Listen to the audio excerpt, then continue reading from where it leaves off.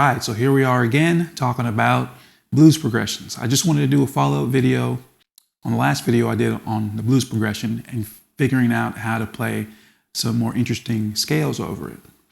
Now, if you remember back to the last lesson, one of the main topics was how to use three different chords or three different scales over the three different chords of the blues progression.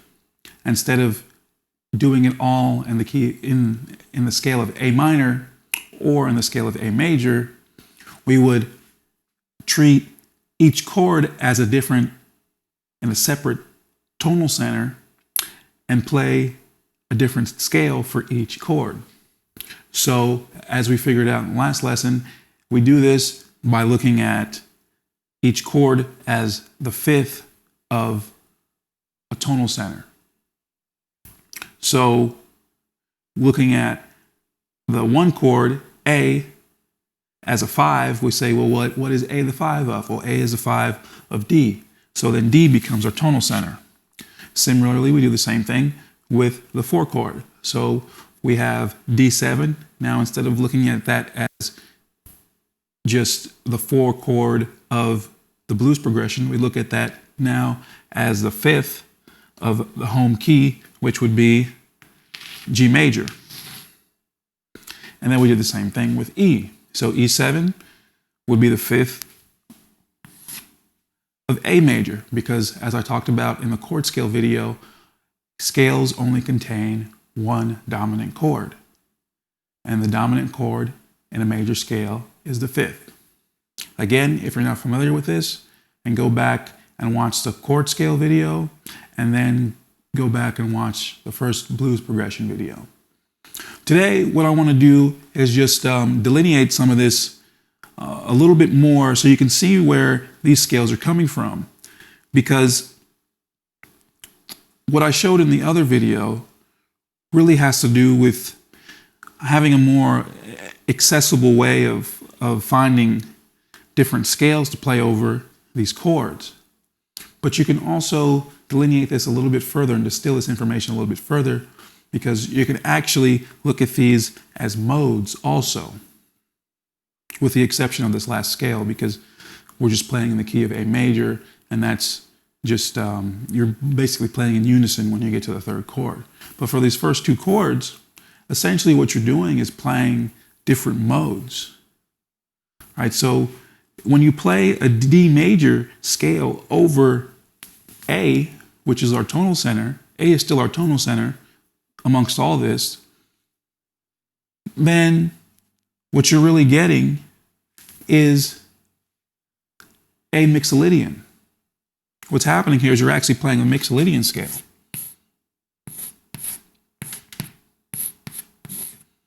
But instead of looking at it as a mixolydian, we just say you superimpose the D major scale upon it, and that really gives you the A mixolydian. Now, how does that work? Well, if we go back to what we talked about the other day, A major has 3 sharp notes.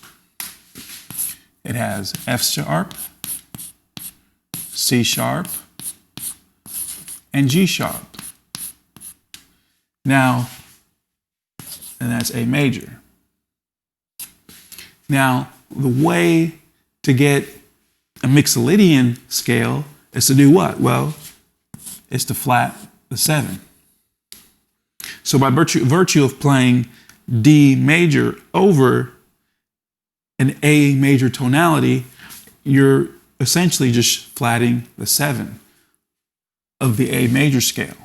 So the 7 of the A major scale would be this G right here. So basically what you're doing when you play D on it and superimpose that D, what you're playing is F sharp, C sharp, G natural. And that's your mixolydian note right there. So essentially here, on this first box, what we've gone over is how to play the mixolydian scale, A mixolydian, on the first chord of the blues. Now, when I went over here and said, okay, let's play a G major over the D, well, what does that give us? That actually just gives us the Dorian scale. that just gives us the A Dorian scale. And again, well, how does that work? Well, if we look at A, again, I'll just write this again. We have F sharp, C sharp, and G sharp. Now, if we put a G major scale next to that, how many flats or how many sharps does a G major scale have? Well, it has one sharp, which is F sharp, and then that C becomes a C natural, and that G becomes a G natural. So, which evidently just gives us the Dorian scale. How does it do that? Well, because in a Dorian scale, what do? You flat the third and seven.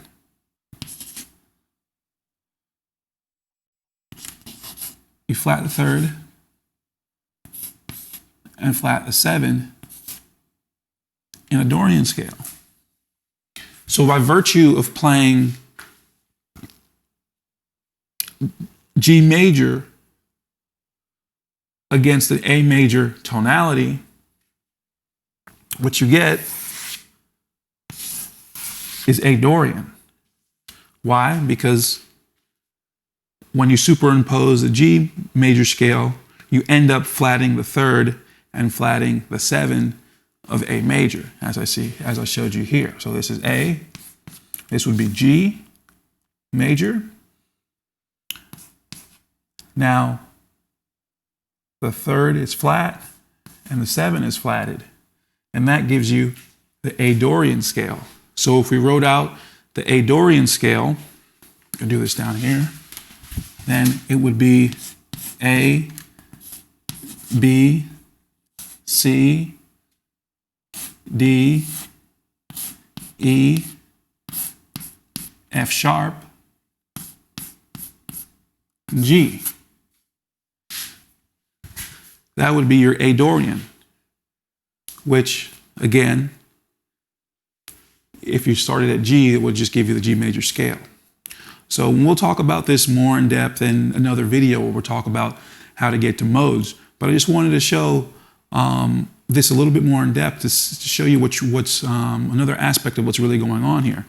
Because the idea, as I talked about in the last video, the idea of doing this is to get different colors and tonalities into the progression, into your solos. So again, we can ask, well, what's the benefit of doing this? Well, part of it is to get, again, different tonalities. So in the first chord, you have a mixolydian tonality, which is kind of a major, but it has a different tension as well because of that flat seven. The mixolydian has a different kind of tension. Now the Dorian has a completely different tension than the mixolydian because the Dorian actually leans towards being more of a minor scale. But it's got its own nuance too. So if you improvise and play with it, then you'll see what I'm talking about. So it's not. Well, what's nice about playing the Dorian over this kind of progression is it kind of gives you an A minor. If you see, and even from writing this out here, you can see that this scale, the Dorian scale, really has incorporated in it the pentatonic, the A minor pentatonic as well. So they're very closely related. There's just a couple more half steps in there that give you some tension. So again, that's what's really going on here. So if we take a deeper look into it, we can see that we can segment these chords and play different tonal centers. But when it comes down to it, all we're really doing is superimposing different modes upon them. So in the first mode, in the first chord, we have the mixolydian mode we're playing over the A, and then over the D, we're playing the Dorian mode, and then over the E, we're just playing regular old A major. Now again, that gives you a lot of variance, that gives you a lot of different colors to play with, and it gives your solos more contrast when you do this. Again, this is not like everything we talk about. This is not mandated. It doesn't mean that you have to play this all the time. It doesn't mean you have to switch scales all the time. You can be creative with it. But you can also, this gives you a good way to figure out and define your own sound and see which sounds do you like. Some people really like the Mixolydian sounds. Others like the Dorian sound. You might like to just play A minor over it. You might like to play A major over it. But this gives you a good basis of figuring out what tonalities you like, and gives your ear the ability to learn what these modes sound like.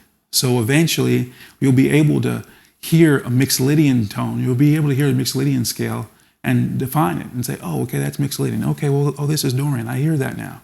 So that's the benefit of playing in this way. Even if it's not your favorite or you're not going to use it, but to develop your ear enough to where you can recognize these modes is going to be really helpful in your development as a musician. I hope that helps. Thanks for watching.